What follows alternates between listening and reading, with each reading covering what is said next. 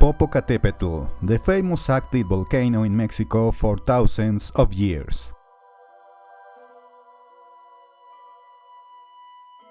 And the inspiration behind the famous legend of the two lovers who turned into volcanoes. It has appeared in many illustrations like this one, where we see Spaniards passing by while it emits smoke, and many others, always active and sometimes angry. It erupts in our current era.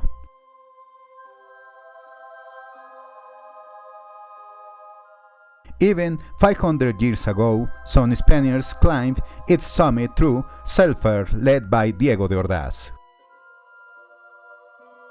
who included Popocatépetl in his coat of arms. Volcanoes and mountains were objects of worship since pre-Hispanic times, because in their beliefs they store water, and much of the food they consumed came from there. It was necessary to be on good terms with them to avoid shortages. But with the arrival of the Spaniards, that worship of mountains faded a bit, merging with Christian religion. And so, the original names in many cases gave rise to new names.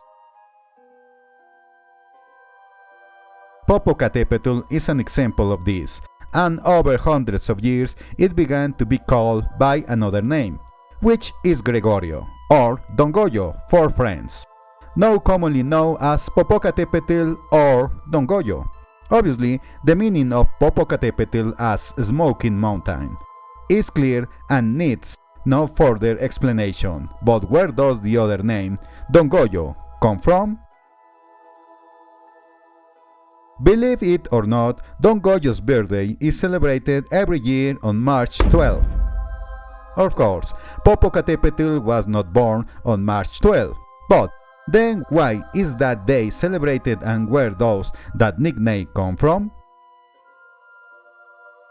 Obviously, its name is not pre-Hispanic, but the most likely root of this can be found in a town near the volcano called Santiago Xalixintla, in the state of Puebla.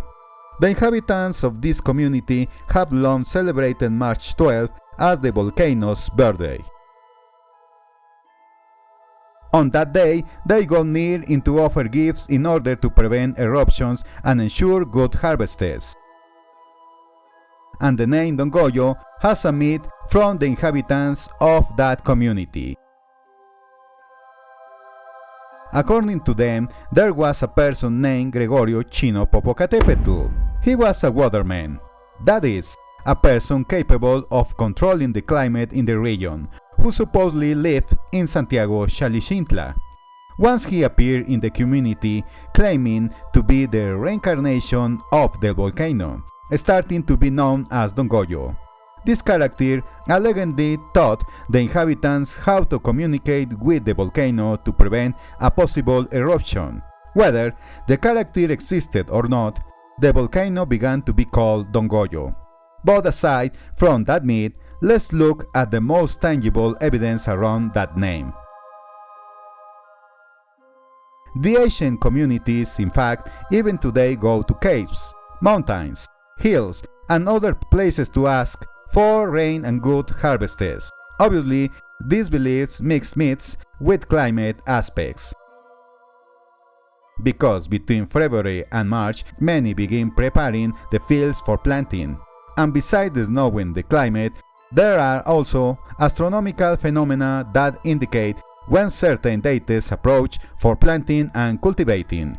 And one of those signs perhaps is the one that gives rise to the myth of Don Goyo, which may have its origin in the ancient pyramid of Cholula.